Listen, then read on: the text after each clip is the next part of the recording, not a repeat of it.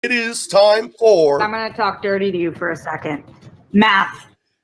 Double D's, sexy numbers. Take it away, buddy. What do you got for us today? All right,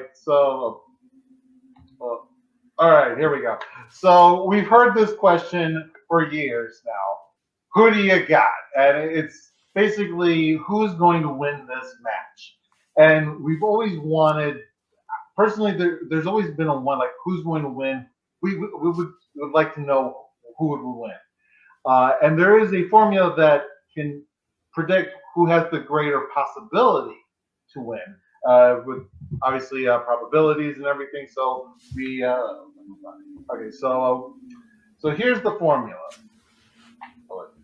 So it's z equals x minus the average over the standard deviation. Now we've talked in the past about standard deviation, and everyone should know what the average is. If you don't know what it is, hold on a second. We'll get to that in a bit.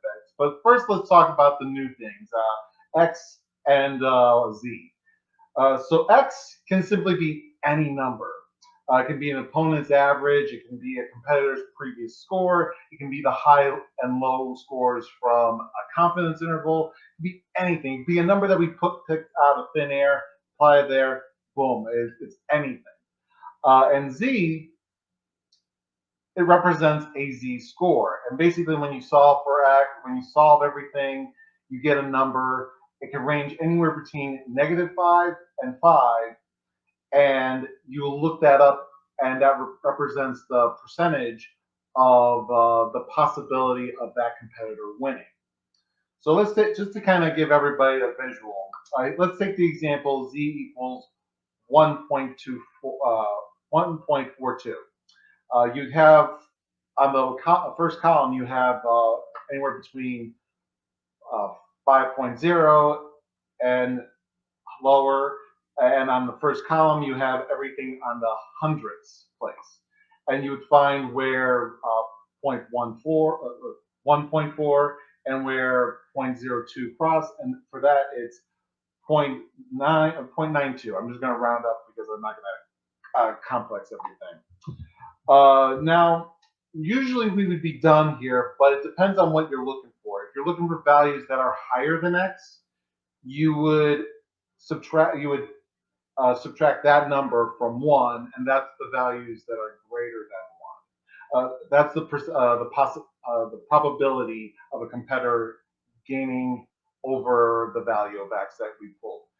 So, Chris, what value would you think would be a good value to put into this equation? Into the x or into the z? X. We're looking for x.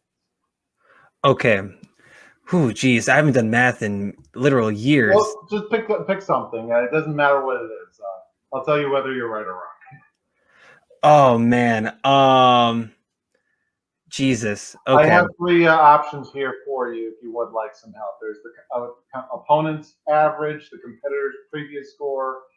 Let's just stick with that. Yeah, let's do the competitor's previous score. How about that? Well, I mean, yeah, but we're looking for opponents. So this would be a competitor. This would be solving for a single competitor. Okay. So if we're looking for someone to beat their opponent, you would probably look for an opponent's average. But there's some things wrong with that, because it's like using an Allen wrench when a crescent wrench would work. Sure. So even though they're technically both wrenches, one's better than the other. So let me ask you this: do you know what the median is? Yes or no? Yeah. Do you know whether a median is or no? What a median is? Yes. I think so.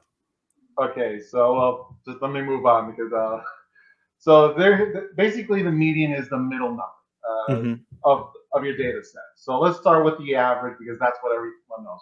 Basically, we have a data set of values. We take the sum, we divide the number of values there are in that data set, and that's our average.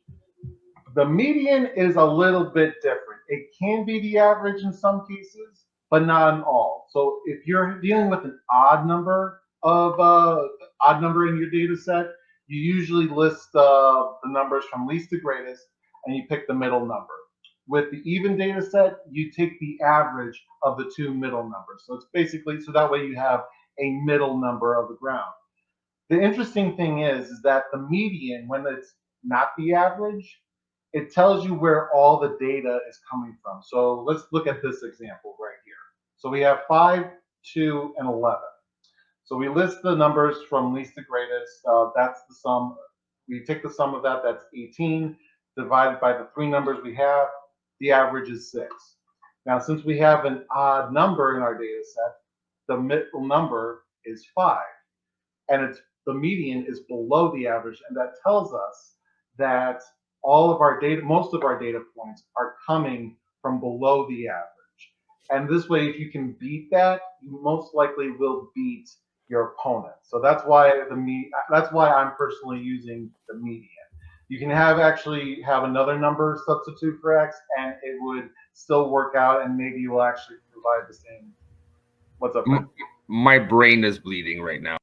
Okay, don't worry. So basically, I know this is going to be a lot, but I promise you, this is going to be very spectacular because I'm not waiting till July for the collision. We are having our very own collision on Speaking of Schmodown. We have the Shire Wolves versus Above the Line as our main event. Our first match is Stacey Howard versus Andrew Guy. So who do you think, Chris, has the better probability of winning a match in this between these two?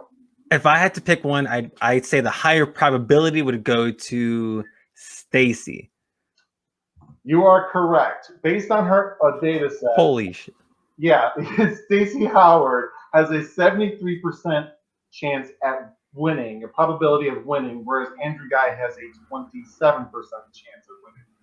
Our second match, it's Alex Damon, the former champion. Yes, that's an old picture, but so sue me. I actually did this myself, so sue me.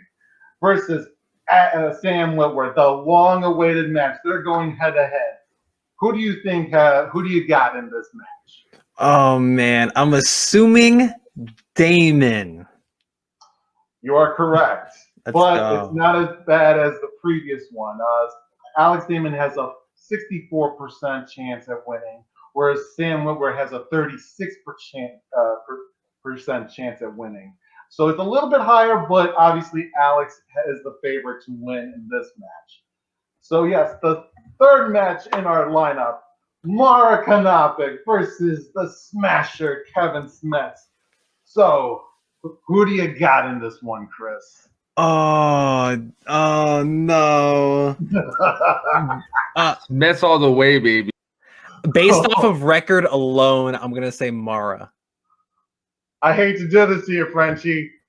Mara Kanopik has the slightest advantage, but I will say this: Mara has a 52% chance at winning, whereas Kevin Smets has a 48% chance at winning. This is literally very similar to a coin toss. This is no more different than a 50-50% chance at this. Right. So literally either way it could win, but Mara definitely has the better odds. So now our main event. Oh, geez. The Shire Wolves versus Above the Line. We wanted to have this, but Sam ducked out. So I ask you, Chris, one final time. Who do you got in this? Oh man. Geez, who would win this? I would say between the Shire Wolves and Above the Line, I think. Oh my god. You can also say it's a coin toss. Is it 50-50? 51 to 48. The Shire Wolves has the slightest lead, a 2% chance at winning. But this is why that equation is such a valuable tool for us to have. Because as you can see, we have these results and we can know who our potential winners are going to be. But again, Kevin Smets and Above the Line are probably going to give a run for their opponent's money.